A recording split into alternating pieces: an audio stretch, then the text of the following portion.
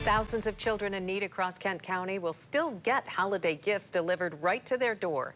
Even after a fire nearly ruined everything. News 8's Byron Tollefson explains how a local charity overcame all that to spread holiday cheer. Even after a fire put thousands of wrapped gifts at risk right before delivery, the Santa Claus Girls organization has found a different way to bring holiday joy to kids in need. More than 5,000 gifts were all wrapped up and ready to be sent to kids in need across Kent County. It's a century-old tradition for the Santa Claus Girls, brightening up a child's holiday by delivering packages filled with toys, books, and warm winter clothing. We're coming out of some hard times after the pandemic. The need is out there, and so it feels good to try to help all these kids out and those families as well. The organization stores all the gifts in the DeltaPlex complex, a former arena in Walker.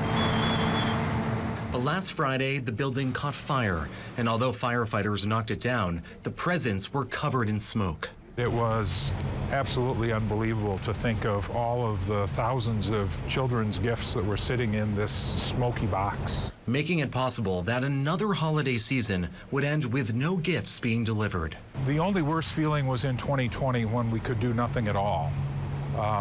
That was a very depressing Saturday, which would have been our normal delivery day that year. Damage crews continue to treat the building. Even when it reopens, the organization says it will take weeks to unwrap thousands of packages and find out which gifts can still be delivered. They needed another plan, and they were running out of time with their delivery date right around the corner. They got insurance money from the fire, but even if they bought new toys, they wouldn't arrive in time. It was too late to do a toy drive either. It was a question of what can we do within the time constraints and still help the kids. So we said gift cards. 8,500 Meyer gift cards. Next Saturday morning, the tradition will continue, with hundreds of drivers delivering them right to children's doorsteps. It will come from us. It will come with one of our drivers. It'll arrive at their doorstep. That's a tremendous experience. There are people that have done it for years. They say they can still make a difference in kids' lives and give them a holiday that they won't forget. Times are tough.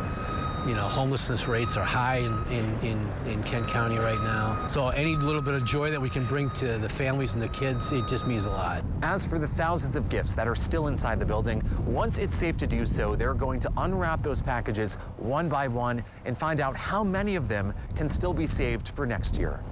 In Walker, Byron Tollefson, News 8.